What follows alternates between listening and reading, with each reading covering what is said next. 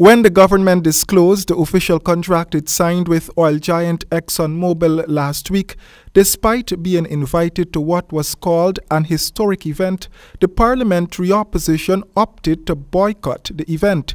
Now, opposition leader Jagdeo is saying he was not invited to the event. Or maybe he was. I was invited to go to the activity. I did not receive the invitation because apparently it went to the office, and none of our MPs received the invitation to go to that, but I'm glad I didn't go. It was a PR stunt pulled by the government so they can have headlines like these.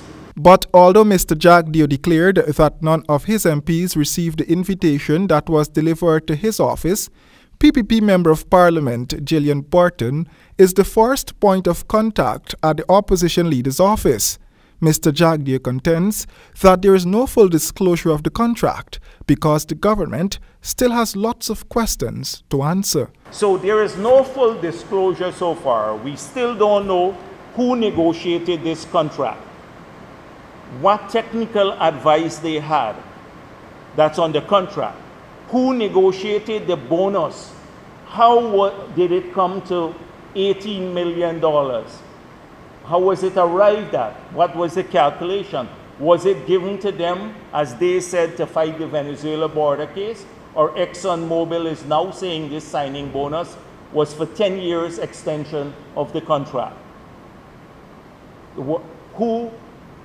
They need to give answers to those questions. Mr. Jagdeo noted that he understands that Exxon Mobil has a priority to make profits, but noted that the Guyana government could have struck a better deal. So when you compare what we got with what Exxon Mobil is getting out of this contract, it seems as though the renegotiation worked significantly in their favor, not in our favor.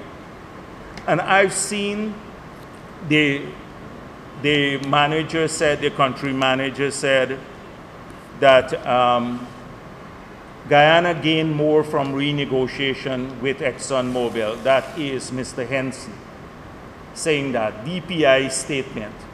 So he is saying the renegotiation gave more to Guyana.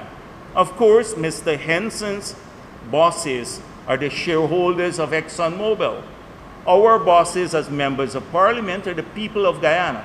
What do you expect Mr. Henson to say? That Exxon Mobil gained more from renegotiation of the contract?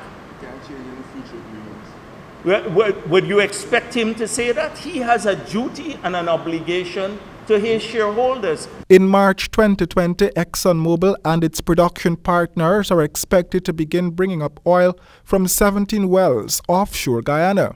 The first phase of its operation will run for an estimated 20 years.